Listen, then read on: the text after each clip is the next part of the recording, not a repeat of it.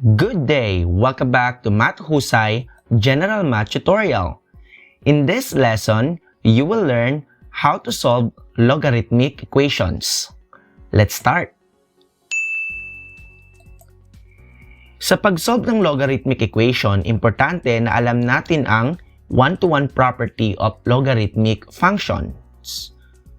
Ano nga ba ang one-to-one property of logarithmic functions? For any logarithmic function f of x equals log of x to the base b, if log of u to the base b is equal to the log of v to the base b, then u is equal to v. Ibig sabihin nito, if two logarithmic functions are of the same base and are equal, then yung u must be equal to v. Here are some strategies for solving logarithmic equations. Una, you can rewrite the given logarithmic functions into exponential form. Second, pwede nating gamitin yung mga logarithmic properties and yung mga laws of logarithmic functions. And lastly, we can apply the one-to-one property of logarithmic functions. Now, let's have these examples. Example number 1. Find the value of x. Log of 2x to the base 4 equals log of 10 to the base 4. Looking at the given function, we can solve this by applying the one-to-one property. Dahil the same ang base, we have 2x equals 10. Now, dividing both sides of the equation by 2, the value of x is 5. So, if we want to check kung tama ba yung sagot natin, we plug in the solution in the given logarithmic equations. So, if we plug in 5, we have log of 2 times 5 to the base 4. So, 2 times 5 is 10. So, it's equal to log of 10 to the base 4. So, it means to say that our answer is correct. Let's have the next example. Example B. Log of 2x minus 1 to the base 3 equals 2. Now, how are we going to solve for the value of x here? So, sa case na ito, kailangan nating i-rewrite ang logarithmic equation na ito into exponential form. So, we have 2x minus 1 equals 3 squared. So, simplifying the expression sa right side ng ating equation, we have 2x minus 1 equals 9. Kasi nga, 3 squared is equal to 9. So, from here, we have to add 1 to both sides of the equation. So, 2x is equal to 10. Solving for the value of x, we have to divide both sides of the equation by 2. So, the value of x is 5. So, yung sagot natin is 5. So, if we want to check if it's true, so you just plug it in the given logarithmic equation. So, log of 2 times 5 minus 1 to the base 3 is equal to log of 9 to the base 3, which is actually equal to 2. Let's have another example. Example C. Log of 16 to the base x equals 2. Sa case na ito, ang hinahanap natin ay yung value ng base. So, kailangan natin itong i-rewrite into exponential form. So, rewriting this one, we have x squared equals 16. So, to solve for x, ang gagawin natin, we get the square root of both sides of the equation. So, the value of x is positive or negative 4. Pero, hindi pa ito yung final answer natin kasi we still have to check kung alin dyan ang sagot. Let's check kung alin ba dito ang solution. Take note na yung 4 is a solution since yung log of 16 to the base 4 is defined. However, negative 4 is not a solution since log of 16 to the base negative 4 is not defined. Kasi nga, di ba, the base cannot be negative. So, ibig sabihin, ang sagot lang natin in this case is positive 4. Klaro?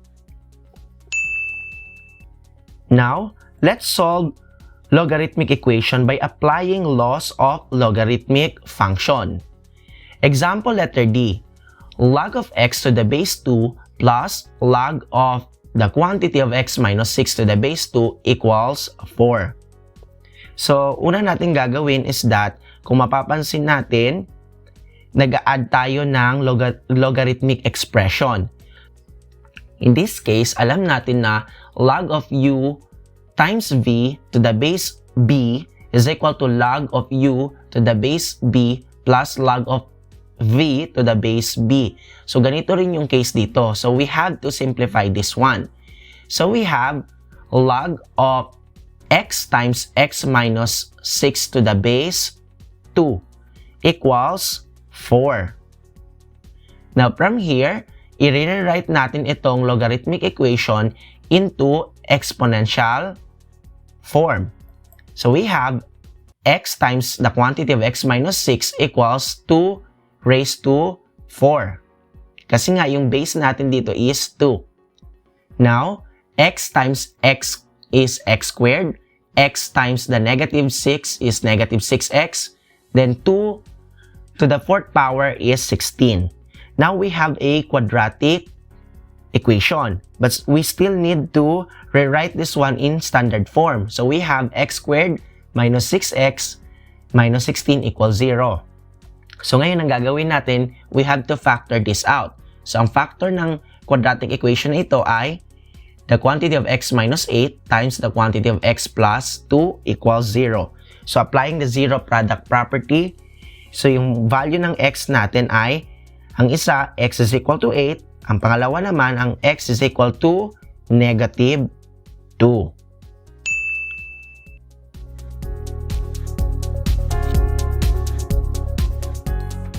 Let's take example letter E. Log of 4x to the base 2 plus log of 9 to the base 2 equals log of 72 to the base 2. So, in order for us to solve for the value of x, ang gagawin natin, kailangan nating i-isolate yung log of 4x to the base 2 sa left side of the equation. So, we have log of 4x to the base 2 equals log of 72 to the base 2 minus log of 9 to the base 2. Now, following this law of logarithmic function na log of u divided by v to the base b, so, masisimplify natin yung expression na nasa left side ng equation. So, we have log of 4x to the base 2 equals log of 72 over 9 to the base 2. Now, take note that 72 divided by 9 is 8. So, meron na tayong log of 4x to the base 2 equals log of 8 to the base 2. Now, applying the 1-to-1 property, dahil pareho ang base, so we will take 4x equals 8. So, dividing both sides of the equation, x is equal to 2. Klaro?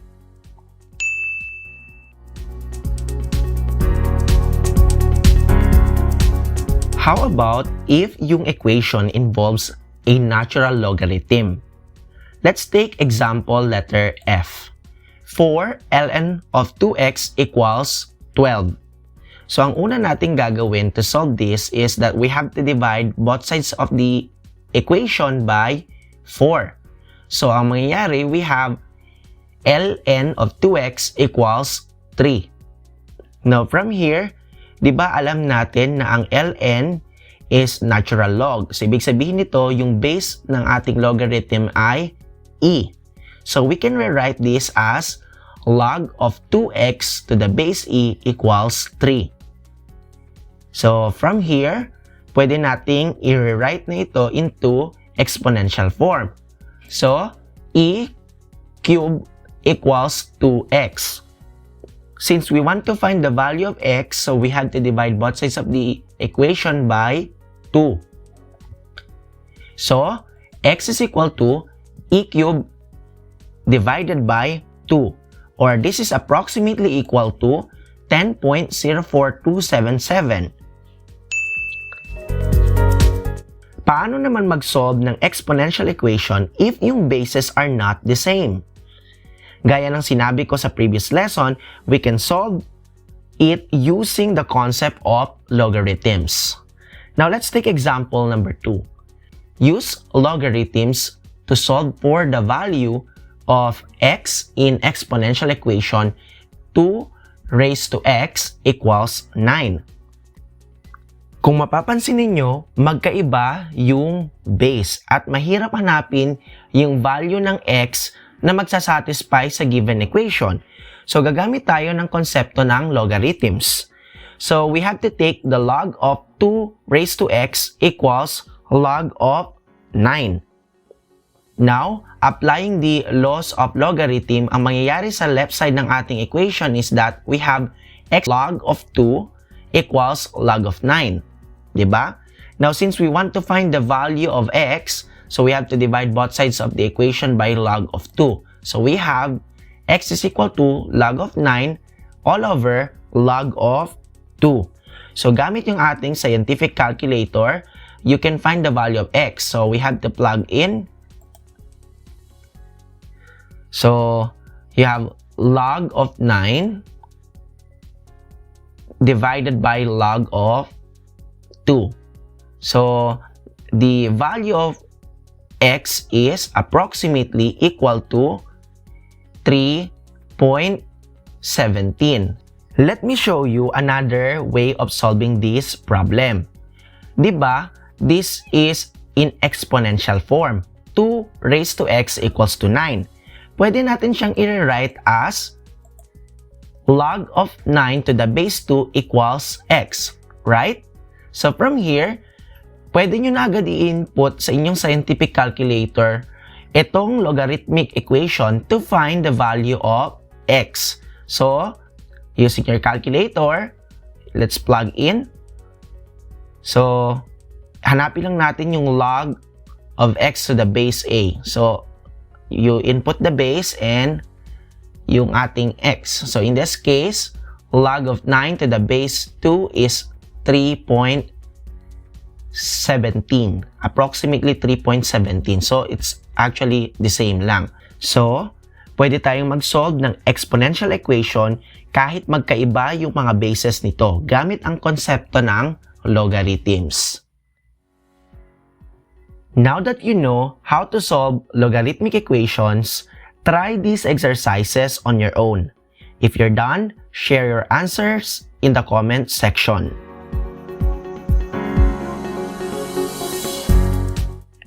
Kung nakatulong ang Math Husay math tutorial na mas maintindihan ninyo ang proseso kung paano mag-solve ng logarithmic equation, give this video a thumbs up, share, and subscribe to my YouTube channel. Remember, ang sikreto para maging math husay, matuto at mag-ensayo. Panoorin ang susunod na episode at matutong mag-solve ng logarithmic inequalities. See ya! Bye!